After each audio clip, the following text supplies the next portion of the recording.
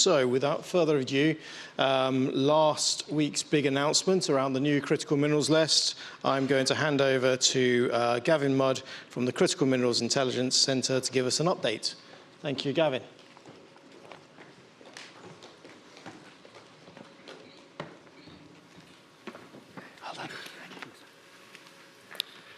Okay, good day everyone. You'd probably guess my accent's Australian, but please don't hold that against me. My dad was from Bradford. So we've spent a lot of this year redoing the whole criticality assessment for the UK. And so what I want to do today is, as quickly as I can, it is documented in our report, which we released last week, is go through how we do that. I think it's really important to understand what a criticality assessment can do, what it's meant to do, and what it doesn't do, because we'll get to the results and we'll see why. And again, this point's been made, so I'll just work through it pretty quickly. But we're not only seeing a need for more metals in volume, but also a wider range of them. Our technology is getting much, much more complex. Number of people are using their smartphones as I talk or as others talk, and that's 2/3 of the periodic table right there. One of the things, this is based on some previous work I've done and sort of updating it, is we're not talking about resource depletion. We heard about declining ore grades. I've been working in that in my former life as an academic for many years. Yeah, grades are going down for pretty much everything.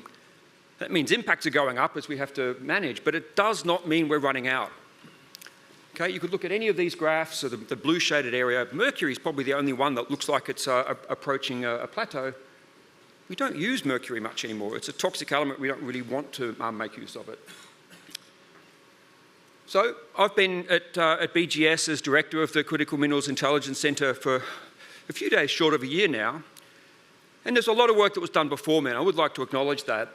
Before CMIC itself was set up, there was the previous assessment that was done. It was a short project done in 6 weeks, looked at 26 metals, and so out of that, 18 were designated as critical. And it followed a fairly traditional approach. We look at economic vulnerability, or flip side of that is really looking at the economic value in the UK, versus global supply risk, and therefore trying to understand what's the risk of a global supply disruption of some sort.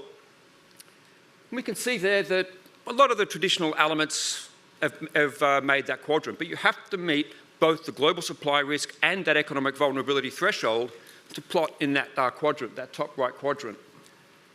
So out of that came the previous government's critical mineral strategy. We were launched. There was the refresh done just about a year and a half ago. So we now have a new government in place, and as part of our work program for this year, we were already working on the next criticality assessment.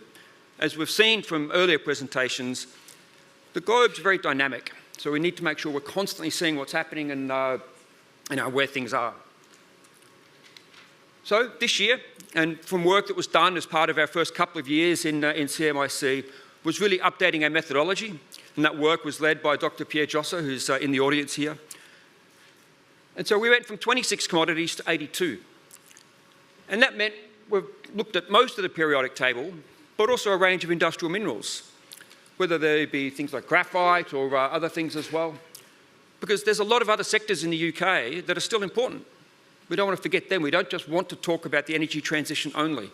There's a lot of other parts of the UK, other industrial sectors that are still pretty important. We need to make sure we're thinking about the raw material needs for those, because ultimately that's what a criticality assessment is about. It's the raw material inputs. So we're not trying to calculate the amount of rare earths coming into every single EV that's coming into the UK or being made in the UK. We're really looking at the raw material inputs. Now, I want to explain this because I think it's really, really important, and I think this is where Pierre's sort of modification of the methodology becomes really, really important. Criticality assessment is a risk assessment. What's at higher risk versus what's at, say, modest risk? Now, if we look at our quadrant to the left, we have to hit that high zone to be labelled as something as critical. But we could look at something that has, let's say, a high probability event and a low severity sort of outcome. We might call that a medium risk, but we look at other things that would be a very low probability and a very high severity event. That would also be a medium risk. So we can see those two yellow sort of squares there. We follow that through, and if we see the graph in the middle here, let's start increasing the resolution, all right, and look at the product of those two. And that's something we do in risk assessment all the time. We look at the product of probability and consequence. It gives us a risk score. So if we start applying that, we get to the graph on the right where we have a much higher resolution. And so we get a curve. Because we could have something that is, let's say, very high economic value to the UK, but globally it's well supplied. So it would never be labelled critical. And vice versa, we could have some things that have a very high supply risk, but a very low economic value in the UK, for example. But some of the sectors, obviously very important. So we think this approach allows us to come up with an equivalent, so a way to really rank things and look at things. So it's the first time this has been done, and I think it's really important. This is our methodology, it's in our report, all of our data sources are there, and I think that one of the really important things, we're looking at the last 5 years of data. A criticality assessment is not about looking at the next 25 years of scenarios. We actually tried to do that. We actually looked at, we've done some Foresight studies within CMIC over the last couple of years that we released very soon.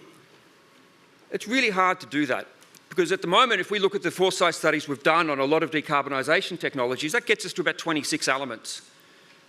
So there's still 56 we don't have any treatment for. So if we were going to apply some kind of future foresight into this, we'd have to do it for all 82 to be fair.